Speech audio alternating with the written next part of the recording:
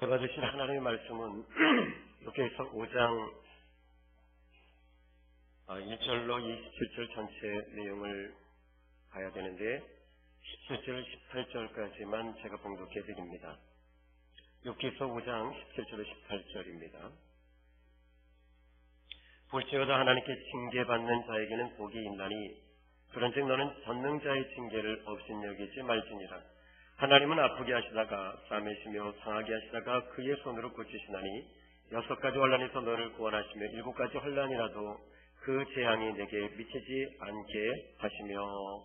아멘. 다시 아멘 합시다. 저를 따라 하십니다. 하나님은 나에게 축복하시기를 원하십니다. 아멘. 아까 우리 권사님이 기도하실 때 제가 몇 자 이렇게 좀 적어봤어요. 어떻게 적어봤냐면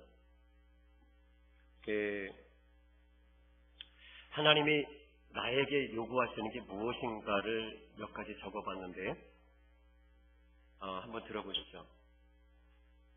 종아, 나는 너에게 네가 힘들고 지쳐있을 때 너는 항상 내가 어디 있느냐고 너는 물었단다. 나는 항상 그 자리에 네가 힘들어 아프고 괴로울 때 그 자리에 있었단다. 종아, 너는 지금도 나를 찾아라. 나는 너에게 가장 중요한 선물을 성경 속에 두었단다. 성경에서 나를 찾고 환경 속에서 나를 찾으라. 모래 가운데 금반지를 찾듯이 나를 찾아라. 너는 나를 만나게 될 것이다. 지금 있는 성도들을 너는 사랑하라. 지금 있는 그 성도들을 내가 사랑한단다. 그들을 사랑해라. 그들을 사랑해라. 내가 너를 사랑한다. 미래가 현재와 미래는 내 손에 있단다. 기다려라. 인내해라. 때가 되면 내가 너에게 열어주리라. 앞으로 어려운 일이 올지라도 인내하고 의지해라. 이렇게 몇 자 적어봤습니다.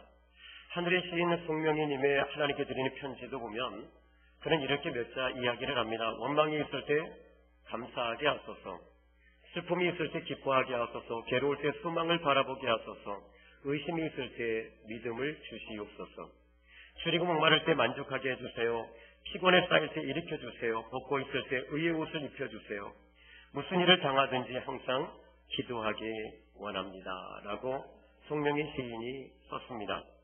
자, 오늘 성경 본문은 대만 사람 엘리바스가 욥에게 충고한 권면의 내용입니다. 그런데 여기서 저는 아주 놀라운 것들을 몇 가지를 발견할 수 있는데, 먼저 7절의 말씀을 보시면 사람은 고생을 위해 났으니 불꽃이 위로 날아가는 것과 같다라고 했습니다.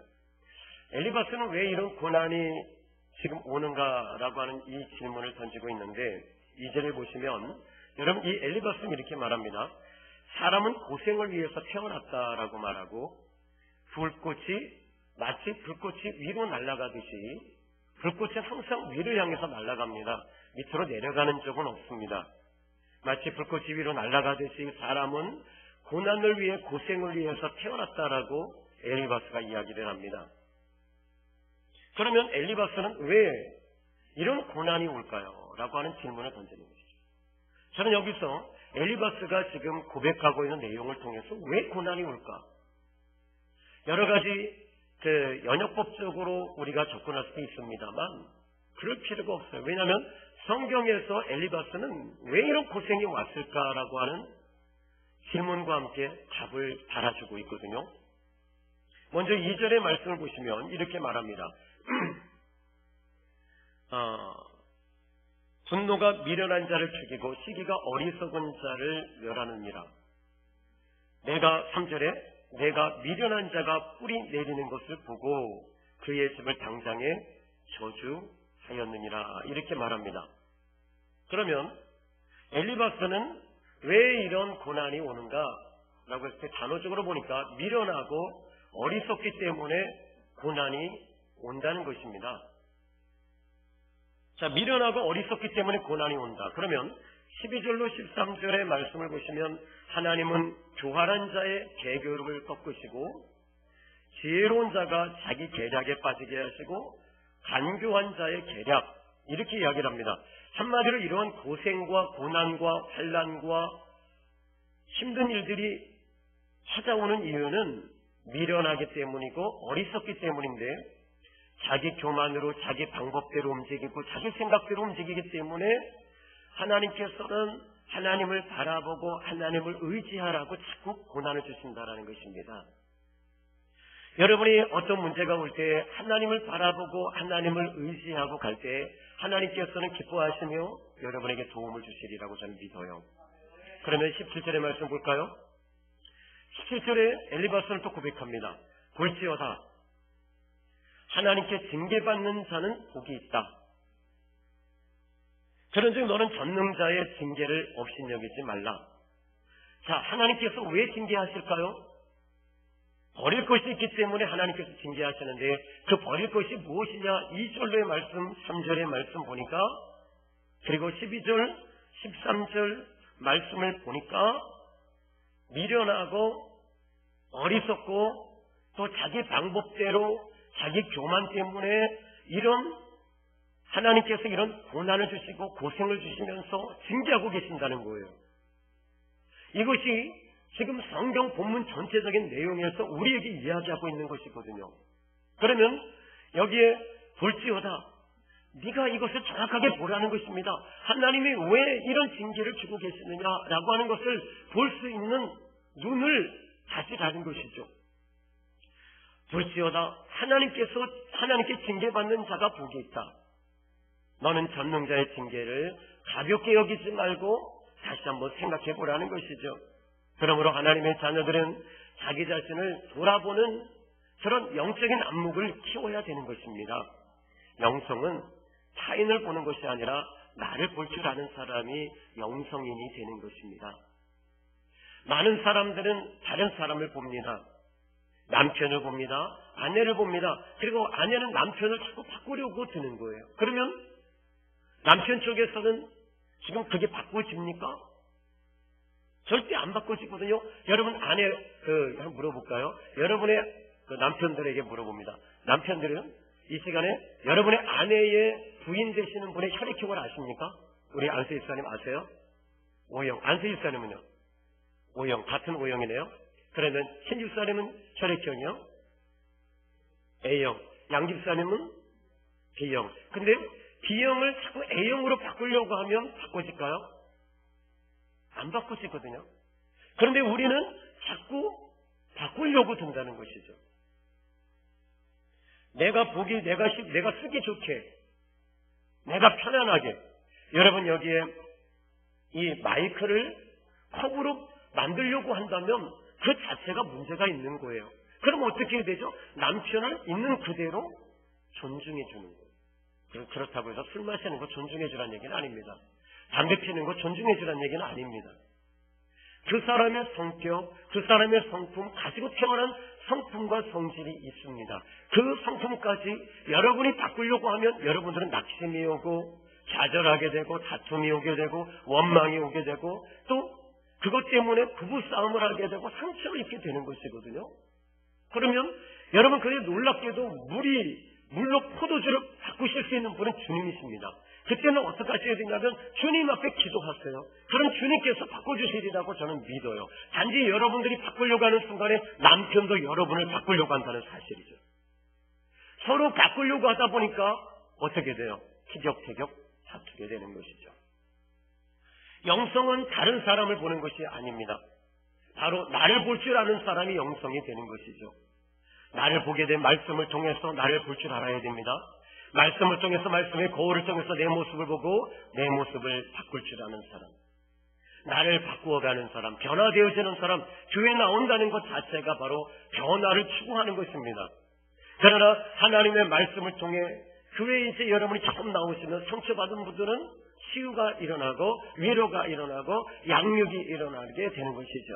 그리고 건강하게 바꿔지는 것이죠. 여러분 우리 하나님 아버지는 여러분이 건강하게 살기를 원하시고 행복하기를 원하고 계셔요. 또 우리 아버지 하나님은 지금 이 시간에도 여러분에게 복 주시기를 원하십니다. 하나님은 이 자리에 계십니다. 이 자리에 계실 뿐만 아니라 이 자리에서 미소 짓고 계시고 환하게 웃고 계신 주님의 모습을 생각해 보십시오. 우리 주님은 아무리 어려울지라도, 아무리 힘들지라도 주님은 좌절하지 않으십니다. 절망하지 않으십니다. 여러분, 우리 예수님에게 없는 것이 하나 있습니다. 좌절, 절망이 우리 주님은 없으세요. 왠지 아십니까? 하나님에게는 좌절이 없습니다. 절망이 없습니다. 환경 속에서도 그 환경을 바꾸실 수 있는 분이 주님이시고 하나님이시기 때문에 그래요. 그렇다면 여러분의 환경 통해서 여러분이 그걸 환경을 바꾸려고 하지 마십시오. 나를 바꿔보세요. 그리고 때가 되면 하나님께서 환경을 바꿔주신다는 사실을 저는 믿습니다. 자, 여기서 5장에 이제 오늘 장 본문에서요, 5장의 엘리바스의 권면과 욥의 대답 속에서 귀한 것을 발견하게 되는데요, 5장은 엘리바스가 욥에게 계속 충고하고 있습니다. 그러면 6장은 욥이 대답하고 있거든요. 여기서 아주 중요한 포인트를 하나 잡아낼 수 있었어요. 무엇이냐면 엘리바스는 욥을 계속 욥만 보고 있는 거예요. 욥을 고치려고 계속 지금 권면하고 충고하고 바꾸려고 하고 있습니다. 자기 신학과 자기 주관과 자기 주장을 계속 욥에게 주장하면서 욥을 바꾸려고 하고 있죠.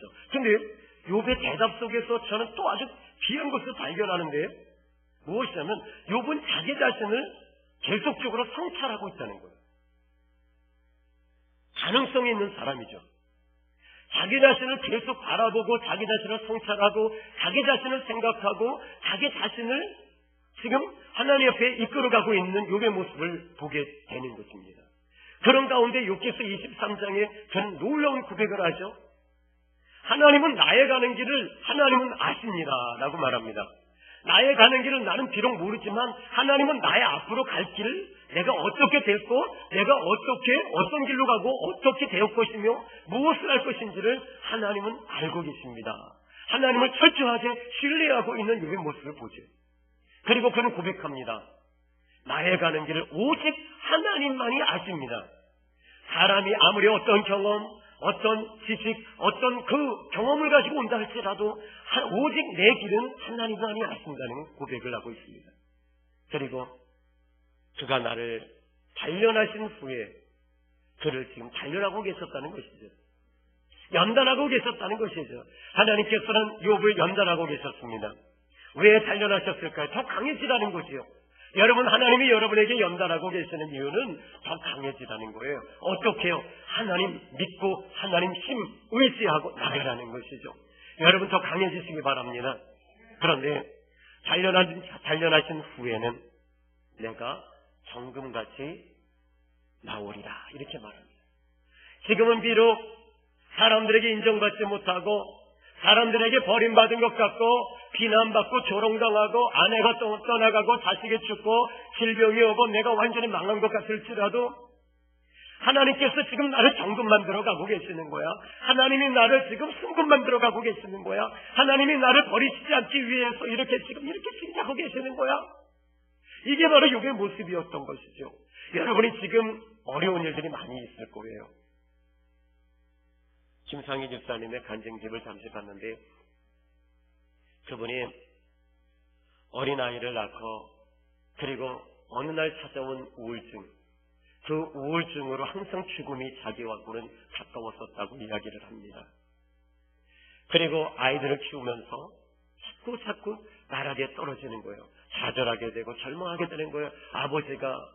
아버지의 폭언, 아버지가 아이들을 때리고 자기를 때리고 욕하고 그때마다 나는 어렸을 때부터 이 김상희 집사님이 하는 얘기가 무엇이냐면 행복한 가정. 우리 집은 좀 행복했으면 좋겠어. 우리 집은 정말 행복했으면 좋겠어. 그리고 교회를 나가니까 교회는 유일한 도피처가 됐던 거예요. 그리고 결혼을 이제 하나님 앞에 결혼을 할 때도 마찬가지였어요. 결혼할 때 남편에게 나는 반드시 하나님을 믿는 사람이 나는 믿는 사람과 결혼할 것이고 내가 자식을 낳아도 어린아이 하나는 입양할 것입니다. 그러던 어느 날 그는 하나님의 음성을 듣게 돼요. 잠을 자려고 해도 잠을 잘 수가 없고 수면제를 먹어야만 했던 이 자매에게 어느 날 주님의 음성이 옵니다. 주님이 이런 말씀을 하십니다. 예, 상이야. 너는 걱정하지 마라. 나는 이미 이 짐들을 너에게서 옮겨놓았는데 너는 그 짐을 네가 가지고 있구나. 그 짐을 네가 지고 갖고 있지. 나는 이미 그 짐을 2000년 전에 십자가에서 다 내가 가져왔단다. 너는 내가 가져왔다는 것만 좀 믿으면 안 되겠니? 내가 너의 아픔과 슬픔과 상처와 찢김과 그 모든 것들을 이미 가져왔는데 너는 그것을 그대로 가지고 있는 것뿐이야. 너는 그것을 내가 너에게 모든 것을 해결했다고 하는 사실을 믿기만 하면 너는 자유를 얻을 수가 있을 거야. 그 순간부터 수면제를 놓게 됐고 잠을 자게 되고, 그리고 이 자매는 그때부터 평안함이 찾아오는데 어린아이를 낳고, 그런데 어느 날 몸이 안 좋아지기 시작을 했어요.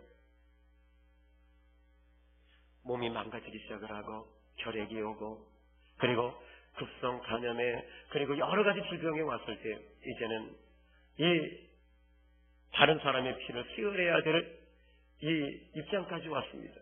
그때 다른 사람의 피를 수혈하고 있는데 차가운 피가 자기 몸에 들어올 때 음성이 들립니다. 이 피가 네 속에 들어오는데 그렇게 상큼하고 그렇게 좋으냐? 내 보혈의 피가 네 속에 흘러 들어간단다. 여러분, 이 시간에 우리는 하나님을 통해서 위로를 받으셔야 됩니다. 여러분, 속지 마십시오. 하나님은 이미 2000년 전에 십자가 위에서 여러분의 모든 문제들을 해결해 놓으셨습니다. 그러나 사단은 계속 여러분에게 다가와서 너는 그 문제는 네가 풀어야 될 것이고, 너는 그 문제를 해결할 수가 없어. 너는 항상 그렇게 꽈짜가 그렇게 죽는 것뿐이야. 하나님이 어떻게 네 문제를 해결하겠니? 하나님은 사람이 만드는 종교적인 대상뿐이야 라고 우리에게 다가오는 것입니다. 사단은 지금도 여러분 마음속에서 그렇게 자꾸 속삭이기 시작합니다. 그러나 하나님께서는 말씀을 통해 이미 너는 2000년 전에 너의 문제를 해결해 놓았단다. 이사야 53장에 그는 진짜로 실로 우리의 질병과 고통을 지고 우리의 슬픔을 다 당하셨다. 그가 찔림은 우리의 허물을 인하며 그가 상함은 우리의 죄악을 인하며 저가 채찍을 맞음으로 너희는 나음을 입었도다. 이미 과거 완료형으로 끝을 내고 있습니다. 여러분 놀랍지요? 이사야 53장이라면 앞으로 주님이 오실 그때라면 그는 미래적인 예수님을 보아야 되잖아요. 그가 채찍을 맞음으로 너희가 나음을 입을 것이다 라고 이야기해야 되는데, 너희가 채찍을 맞음으로 이미 너희는 나음을 입었도다라고 말하고 있다고 사실입니다. 이미 미래적인 사건을 과거로 이야기하고 있다는 사실입니다. 여러분, 이 시간에 여러분의 문제가 해결되지 않았습니까? 해결될 것입니다가 아니라 하나님이 해결해 주셨습니다라고 여러분들이 과거 완료형으로 선포하시기를 예수 그리스도의 이름으로 축원합니다. 이제 여러분, 이 엘리바스는 자기 자신을 보지 못하고 욥을 보니까 어떻게 돼요? 결국에는 바꾸지 않은 욥을 보면서 미운 거죠. 그리고 공격해가는 것이죠. 그가 정교되게 온 의도가 무엇이냐면 위로하기 위해서, 도와주기 위해서 왔는데 오히려 욥의 마음을 더 상처를 입혀주고 있는 거예요. 욥을 더 힘들게 하고 아프게 하고 괴롭게 하고 그를 더 나락에 떨어뜨리고 있었던 것입니다. 여러분, 이 시간에 오늘 저는 여러분들이 예수 그리스도의 복음만이 여러분의 인생을 바꿀 수 있음을 저는 믿습니다. 징계의 목적은 무엇이냐면 버릴 것은 버리고 고칠 것은 고치고 잘못한 것은 회개하라고 하나님이 징계를 주시는 거예요. 이 모든 것을 성찰할 때 여러분에게 보게 될 줄 믿습니다. 자, 이제 오늘 본문 8절의 말씀을 한번 보시기 바랍니다. 게말 사람 엘리바스는 이런 고생이 이제 7절에 사람은 고생을 위해 났다 하면서 고생이 오고 고난이 오고 어려운 일이 오고 힘든 일이 올 때 나라면 하나님을 찾겠다 이렇게 말합니다. 오늘 저는 여러분들이 하나님을 찾아야 될 줄로 믿습니다. 하나님을 만나야 합니다. 여러분의 문제를 하나님께 들고 나오셔야 되겠죠. 성경의 모세는, 출애굽기의 모세는 문제가 있을 때마다 하나님을 찾았고 하나님께 나왔습니다. 그때마다 쓴물이 단물로 바뀌고 반석에서 물이 쏟아지고 만나가 내리고 아말렉이 전쟁에서 물러가는 역사가 나타나고 항상 하나님이 돕는 역사가 나타났습니다. 여러분의 인생에 어려운 일이 왔을 때 하나님을 찾으십시오. 하나님을 만나십시오. 다윗 역시 문제가 생길 때마다 하나님을 찾았답니다. 그때마다 하나님은 다윗에게 응답하셨고 함께 하나님이 도우심의 역사를 다윗이라고 하는 주의 종 체험했다는 사실입니다. 하나님의 사람들은 그런 의미에 있어서 문제가 있을 때마다 하나님을 찾으시기를 바랍니다. 때로는 20일의 작정기도, 40일 작정기도, 때로는 3일 금식기도 이렇게 매달릴 때마다 하나님 그 중심 보시고 응답하시고 도우심을 믿으시기 바랍니다. 세 번째로 이제 요번 이렇게 고백합니다. 8절에 보니까 내 일을 하나님께 의탁하리라 이렇게 말합니다. 이 말은 무엇이냐면 지금 내 문제를, 내 고난, 내 아픔, 내 문제 하나님께 맡기겠다는 말입니다. 오늘 전에 목사님 한 분이 그 교회 건축을 하시다가 이 워낙 이제 교회가 크게 성전 건축을 하다 보니까 문제가 생겼습니다. 무엇이냐면 건축 헌금이 교인들이 부담을 갖게 되고 교인들이 떠나가기 시작을 했어요. 많은 성도들이 떠나갈 때 목사님은 계속 건축업자는 계속 물질을 요구하고 그리고 나중에는 건축을 중단하는 사태가 벌어졌습니다. 목사님은 집에서 밥을 먹어도 입맛이 없고 밥을 못 먹는 거예요. 그리고 위에 위험이 오고 위궤양이 오고 밥을 먹지 못하니까 그리고 날마다 고민하고 걱정합니다. 그리고 잠을 자지 못하는 거예요. 여러분 대부분이 보니까 문제가 올 때 사람들은 잠을 자지 못하더라고요. 잠을 자지 못하고 이게 사람의 자체가 구조가 그래요. 어떤 문제가 오면 잠이 안 오는 거예요. 그 문제가 여기에 딱 걸려 있거든요. 그리고 이 머리에 걸려 있는 것이 어디로 가 있냐면 가슴에 딱 걸려 있어요. 걸려 있으니까 어떻게 돼요? 제가 신방을 가면 신방 가서 신방 예배 드리면 어떻게 하냐면 그냥 할렐루야 아멘 하면 저도 말씀을 얼마나 뜨겁게 전하고 얼마나 좋아요. 근데 하시면 전에 제가 그걸 봤어요. 신내동에서 목회할 때 안수집사님 권사님이 이 건물의 사기꾼들을 만나서 경매가 진행이 될 때 억울한 거예요. 억울하니까 제가 그랬어요. 집사님 우리 작정 예배 드립시다. 그랬더니 이분이 좋습니다. 몇 주 드릴까요? 그러더라고요. 길게 말고 우리 짧게 300일 드립시다. 그랬더니 우리라고 하는 말은 무슨 말이세요? 그러더라고요. 우리라는 말은 집사님과 목사가 같이 드리겠다는 얘기거든요. 그 집에서. 그랬더니 이분이 같이 매일 이제 제가 가야 되잖아요. 근데 항상 몇 시에 가냐면 11시에 가는 거예요. 그러면 11시에 1시간 예배 드리면 뭐가 그 다음에 예배되죠? 밥을 먹어야 되잖아요. 이제 걱정이 되는 거예요. 그런데 거기서 100일 정도를 드리다가 그랬어요. 집사님 이제 우리 이렇게 합시다. 또 무슨 얘기를요? 앞으로 100일은 하루에 3번씩 드립시다. 제가 3번씩 올게요. 그랬더니 이분이 일단은 제가 그 얘기를 하니까 그리고 경매가 진행이 되고 1차가 진행이 되고 2차가 되고 유찰이 되고 막 유찰이 되는 일들이 계속 벌어지고 또 풀어지고 다시 묶이고 막 나중에 제가 뛰어보니까 등기부 묶고 딱 뛰어보니까 그 뒤에 경매 들어올 사람들을 보니까 거기에 보니까 10명이 넘는 거예요. 다 걸어놓은 거예요. 예배 드릴 때마다 저에게 어떻게 하시냐면 자 우리 사도신경으로 신앙 고백 드립시다. 그러면 먼저 시작하시면서 사도신경을 하는 거예요. 한숨만 쉬는 거예요. 그런데 마지막에 여러분 민사가요 대법원까지 올라가는 일이 없어요. 7년 만에 대법원에서 승소 판결을 받았어요. 7명의 법조인들이 다 사기꾼으로 붙었어요. 그런데 우리는 딱 하나 집사님과 제가 할 수 있었던 것은 계속 작정기도밖에 없었어요. 매달리는 거예요. 심지어는 너무너무 안 돼가지고 제가 어떻게 했냐면, 하나님, 저도 지금 목사인데요, 교회가 좀 잘 됐으면 좋겠어요. 교인들도 좀 와서 은혜 받고 같이 울부짖고 기도하고 하나님 말씀으로 좀 들어가서 행복했으면 좋겠어요. 교회가 좀 이젠 지하에서 좀 올라가게 해주십시오 해서 제가 그랬어요. 하나님, 올라가는 방법이 딱 하나 있더라고요. 지하에서 올라가는 건 옥상으로 올라갔어요. 십자가 위에 저기 지금 이 총각이 있는데 십자가 꼭대기까지 올라가가지고 거기 붙잡고 기도하는 거. 하나님, 저 믿음으로 올라갔으니까 교회가 올라가게 해주십시오. 아멘 해주십시오. 근데 그때가 12월 달이었어요. 자, 추운데 바람은 불지어도 내가 지금 뭐 하는 것이지? 에이, 물러가라. 그래서 하나님이 4층까지 올리셔서 지금 10년 가까이 또 있습니다. 이제 또 내려가게 해달라고 기도하고 있습니다. 여러분, 그러나 중요한 것이 하나 있습니다. 하나님은 항상 이 자리에 계셨다는 사실이에요. 우리는 밑에 내려가면 거기 주님이 계신다라고 생각하지만, 내가 있는 그 자리, 여러분이 있는 그 자리에는 항상 주님이 계시고 보고 계시며 여러분에게 큰 관심을 가지고 계시고 여러분을 사랑하시며 여러분에게 계획을 가지고 계시고 비전을 가지고 계신 그 하나님은 여러분이 행복하기를 원하십니다. 예수님을 통해 행복하기를 원하시고 하나님을 통해 행복하기를 원하시는데, 여러분 다른 조건이 어떻게 채워지면 행복한다고 하는 그런 매너리즘에 빠지지 않기를 바랍니다.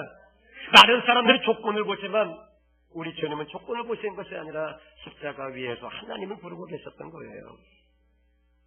여러분, 이 시간에 여러분의 문제를 하나님께 맡기시기를 바랍니다. 그런데 아까 이야기했던 그 목사님, 결국에는 막 기도하면서 결국엔 교회가 경매가 진행이 될 수밖에 없었어요. 왜요? 건축업자들이 경매를 결국에는 집어넣었죠. 목사님은 그래도 강단에서 기도합니다. 그리고 교회에서 강단에서 자다가 교회에서 강단에서 기도하다 새벽 6쯤 돼서 하나님이 환상을 보여주셨다고 그래요. 어느 날 보니까 우리 예수님의 모습이 보이는데 너무나도 크신 예수님이시더래요. 너무나도 큰 거인이신 예수님이 보여주시면서 그분이 들고 있는 걸 보니까 무엇을 들고 있느냐면 지구를 들고 계시더래요. 지구를 들고 계시는데 주님은 그 지구를 가볍게 들고 계시더라는 거예요. 얘야, 아무개 목사야, 그렇게 힘이 드니? 그렇게 힘이 들어? 그렇게 죽을 것 같아? 나는 50억 인구 이 지구상에 있는 모든 사람들의 죄를 내가 다 들고 있단다. 그 순간에 이 목사님이 거기서 깨어나서 할렐루야 할렐루야 할렐루야 할렐루야, 하나님 저 안 무거워요, 안 힘들어요 하면서 눈에 눈물이 불불 나는데, 주님 안 힘들어요. 교인들이 다 떠나고, 그런데 놀랍게도 주님께서 그때부터 사람들이, 성도들이 와서 집을 팔기 시작하고 건축금을 이제 메꾸기 시작했어요. 그리고 10년 전에 그 목사님은 교인이 1000명이 넘고 2000명이 넘는다는 보고를 받았습니다. 여러분, 지금 여러분이 아무리 힘들어도 우리 주님은 여러분의 짐까지도 들고 계시고 여러분 전체 몸까지도 다 들고 계신 주님이심을 좀 믿으시기 바랍니다. 할렐루야. 너의 몸이 누구 것이더냐? 네 것이더냐? 너의 자녀는 누구의 것이더냐? 너의 미래는 누구의 것이더냐? 주님의 것입니다. 걱정하지 마라. 너는 나에게 맡기고 살아. 이제 여러분 이 시간에 주무시지 마시고 집에 가서 잠이 안 올 때 주님께 맡기시고 주무시기를 예수님의 이름으로 축원합시다. 따라합니다. 내 문제는 내 문제가 아니라 주님의 문제입니다. 남편의 구원도 내 문제가 아니라 주님의 문제입니다. 물질의 문제도 주님의 문제입니다. 질병도 주님의 문제입니다. 아멘.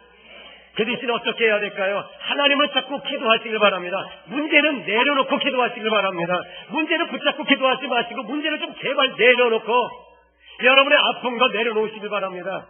그리고 하나님을 찾고 기도하실 때 하나님, 그렇다면 우리가 그분에게 내려놔야 되잖아요. 그러면 내려놓으면 어떻게 될까요? 일단 편안할 것 같아요.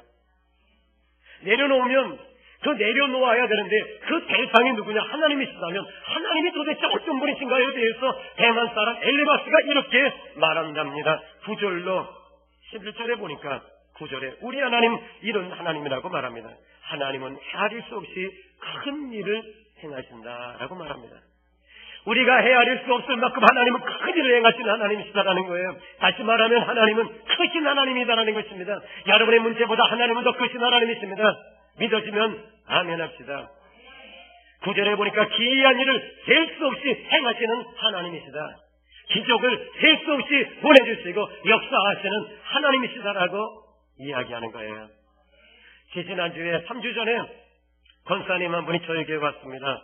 병원에서 기도하는데 이분이 말씀을 듣고 예배를 드리는데 이런 얘기를 합니다. 목사님, 제 아내는 아기를 낳다가 기절을 했는데 그때 간질병을 얻었습니다. 간질을 얻어서 40년 동안 지금까지 간질을 합니다. 그리고 잠만 자려고 해요. 아무 생각이 없이 그냥 잠만 자요. 교회 가도 교회에서도 기도해도 어떤 차도가 없었어요. 약만 먹었습니다. 40년 동안 간질병 약만 먹었어요. 그런데 저에게 와서 딱 하나, 예수님이 그 문제 가져가셨습니다. 주님이 그 문제 해결하셨습니다. 그걸 믿는 순간에 7길로 떠나간 줄 믿으시기 바랍니다. 여러분 보셨잖아요. 강단에서 휴지를 다 토해내고 휴지가 하나. 나중엔 이분이 그래요. 목사님 이거 어떡하죠? 괜찮아요. 다시 말하면 귀신이 떠나가는 징조를 보여줬던 것이죠. 여러분이 이 시간 여러분의 문제는 여러분의 문제가 아니라 주님의 문제이니까 걱정하지 마시고, 간질도 주님의 문제지 여러분의 문제 아니니까 걱정하지 마시고 여러분들이 그냥 간질하세요. 하나님이 도와주시리라고 저는 믿어요. 할렐루야. 또 얘기해드려요. 제가 그래요. 이제 다음 주에 중국에 이제 다다음 주나 이렇게 가게 될 텐데, 시학교회 갈 텐데, 이옥신 집사님 언제 가세요? 그러더라고요. 근데 이옥신 집사님 가셔야 할 이유가 있더라고요. 뭐냐면 간증해야 되는데, 일단 도마 사건, 그리고 팔 부러진 거, 팔이 부러졌는데 기도받고 일단 붙었어요. 어떻게요? 수술 받아야 되는데 저는 강단에서 기도하다가 전화했어요. 어제도 기도하고 있는데 전화가 왔을 때 중국에서요. 목사님이라고 안 해요. 조사장님 언제 오실 겁니까? 저희는 책을 앞에 두고 두 손을 모으고 있습니다. 조사장님이 속히 오셔서 우리 사업에 큰 도움 주실 것을 우리는 기대하고 그분이 이미 보여주셨어요. 두 손 모으고 있습니다. 간절히 모으고 있습니다. 그분이 말해주셨어요. 우리에게 영적인 얘기도 못하고요. 우리에게 큰 도움 줄 것을 알고 있습니다. 빨리 오세요. 빨리 오세요. 빨리 오세요. 우리가 손짓합니다. 그래요. 우리 사업 도와주세요. 그러더라고요. 왜냐하면 중국에서 오는 모든 전화는 도청되고 있기 때문에 그래요. 그분의 이름은 민수비 아니에요. 중국에서는 민수비로 알고 있지만 그분의 본명은 따로 있어요. 여러분, 우리 하나님 아버지는 여러분의 문제를 해결해 주셨습니다.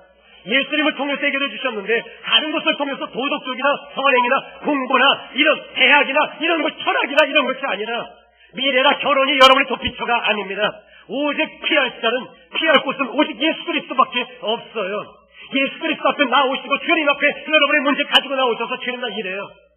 하나님은 어떤 분이십니까? 크신 하나님이시고 헤아릴 수 없는 일을 하시고 기이한 일을 셀 수 없이 하시는 하나님이신데 지금 이 시간 이 자리에 행하시는 분이심을 믿으시기 바랍니다.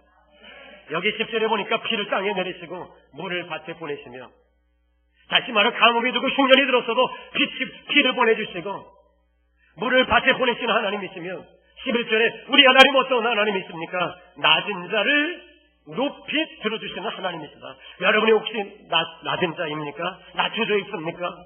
비참합니까?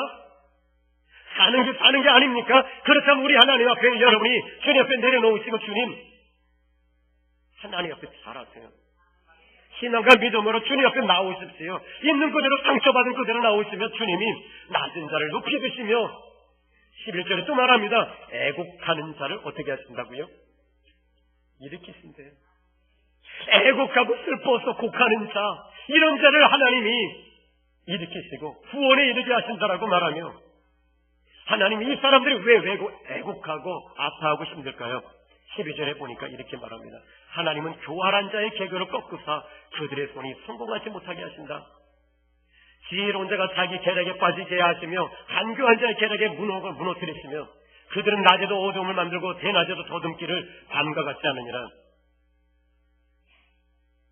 15절에 하나님은 가난한 자를 강한 자의 칼과 그 입에서 또한 그들의 손에서 구출하여 주신다.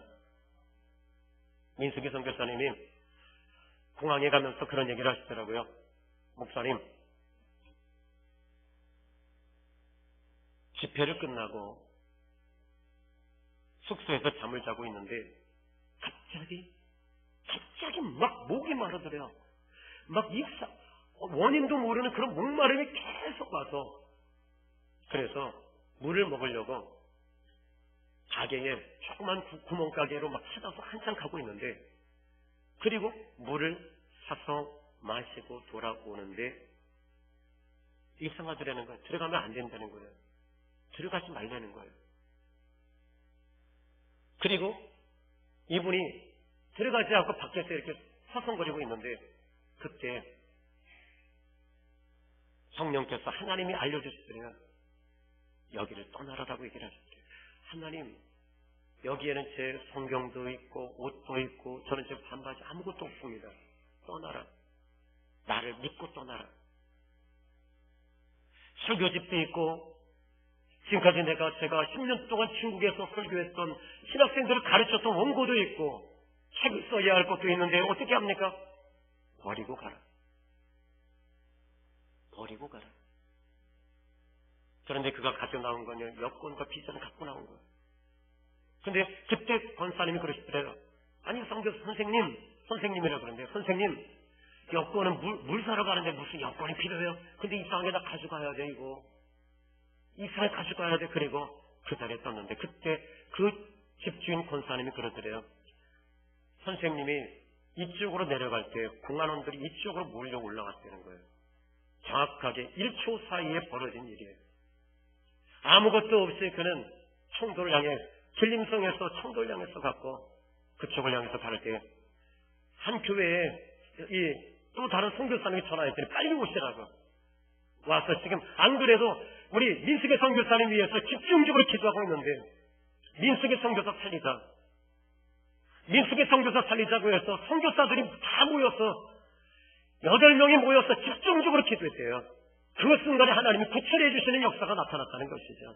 하나님이 건져주셨다는 거죠. 그런데 그 자리에 선교사님들이 있는데 거기서 기도하는 중에 권사님 한 분이 평생 자기는 중국에서 돈을 그렇게 목숨 걸고 모았는데 여러분 중국에서 1,000만 원이라고 하면 우리나라의 몇십억에 대한 몇십억 같은 돈입니다. 그래서 선교사님 이거 가지고 영혼 구원하게 쓰십시오. 그랬더니 이 귀한 걸 저에게 주시겠습니까? 총사고 도장을 주셨어요. 그러면서 하는 얘기가 마음 변하기 전에 빨리 가져가세요.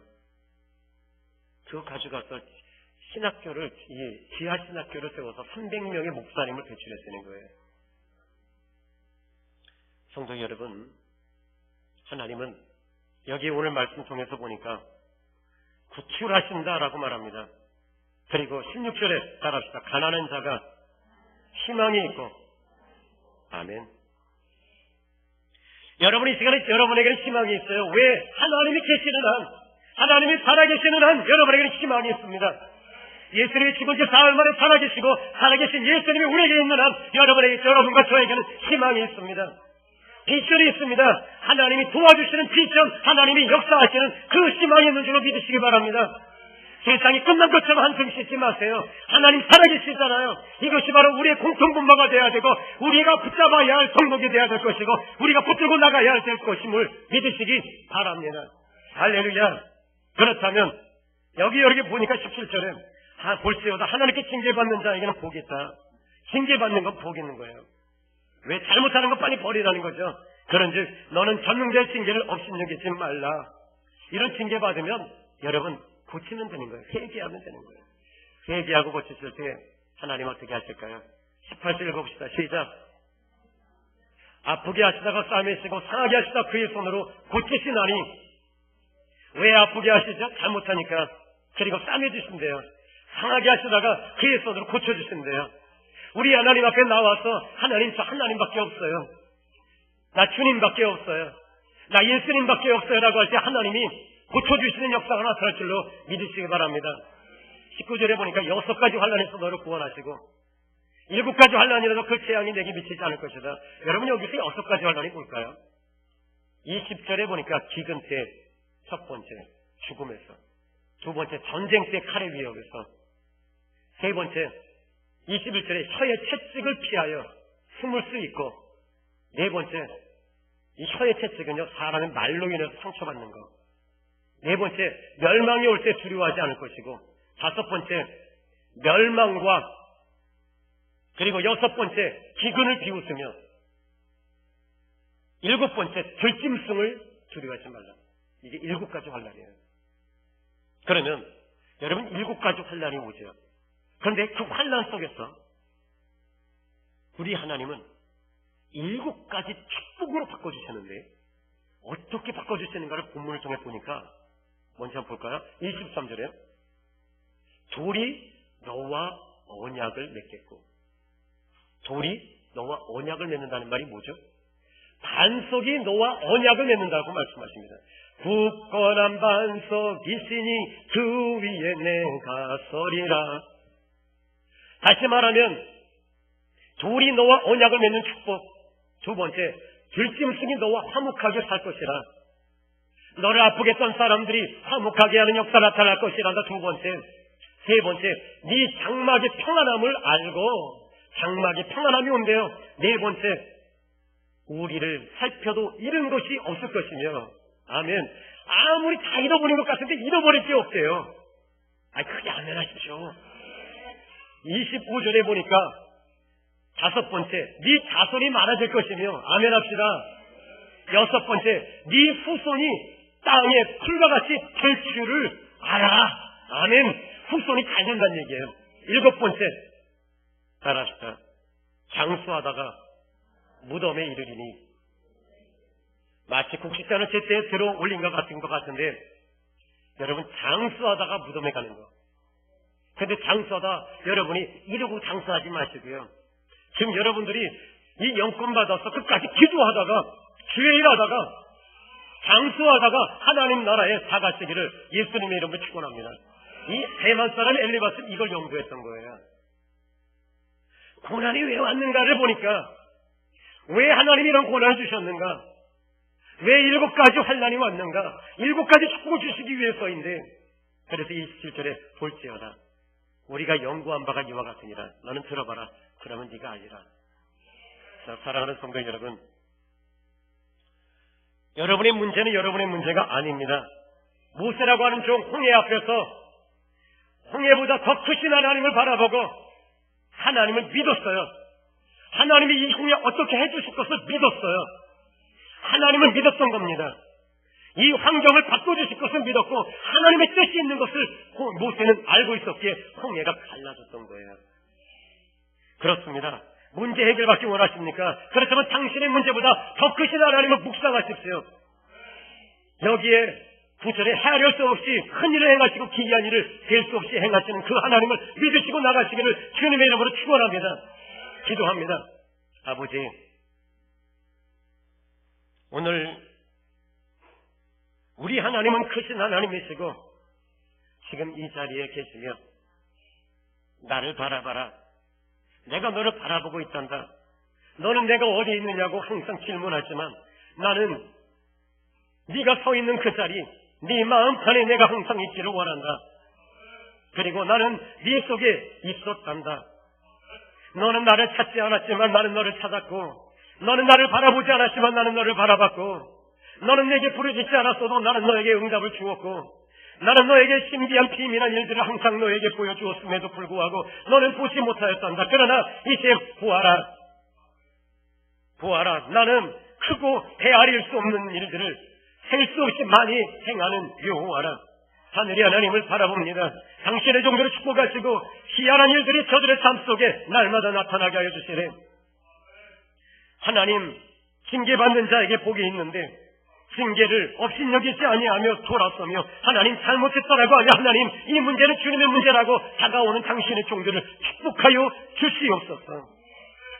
거룩하신 예수님의 이름으로 감사하며 기도했습니다. 아멘.